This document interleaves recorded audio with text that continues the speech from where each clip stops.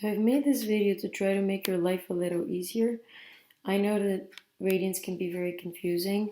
We have over here a unit circle. So if you remember a unit circle, that means it has a radius of 1. Therefore, this point over here has an x value of 1 and a y value of 0. Here it has a x value of 0, y value of 1. Here we've got an x of -1, y value of 0, and here it's just the opposite, 0, -1. So over here, just for ease, I've already drawn these angles. This angle will be 30 degrees or pi over 6. This angle over here is 45 or pi over 4. This angle is 60 or pi over 3. And it becomes a little bit messy. How do we actually find the sine and cosine of each of those angles, special angles? But here's an easy trick. So draw parentheses. Here you're going to write your x and y coordinates, or you're going to write your cosine and your sine. So, and you're going to put everything is over 2, over 2, over 2, over 2.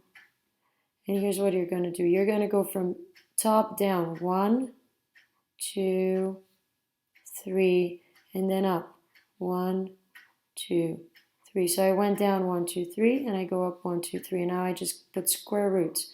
Square root on 3, square root on 2, square root on 2, square root on 3. If you notice, the only place I did not put a square root on was the ones. And there you go. This over here will be cosine of 30, or cosine of pi over 6. This will be sine of 30, or sine of pi over 6. I always like to check on the side to just make sure I did it right. I always draw my right triangle. The bigger angle is the 60-degree angle, the smaller one's the 30-degree angle. If this is a hypotenuse of 1, the opposite side from the 30 will be always 1/2. So yes, sine of 30 degrees is opposite over hypotenuse. Yes, it is 1/2. Okay, so what are you going to do on the other side? Well, pretty much it's the same. I'm just going to do this angle over here. Well, this angle over here is pi over 6, which is 30 degrees. So this one will be 180.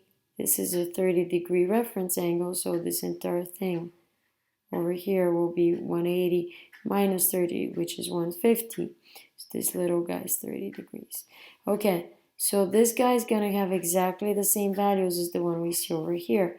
It's going to be x value of square root of 3 over 2 and y value of 1/2. However, if you notice, in this quadrant, in quadrant number 2, all the x values are negative, so I'm just going to put a minus. So the rest will be the same with x values that are negative. Here, both the x values will be negative and the y values will be negative. And over here, x values will be positive, y values will be negative. But pretty much it is the same numbers we're going to be putting up. Okay, I hope this is helpful to you to just, it's a little trick you can use in the future to find those values of special angles quickly.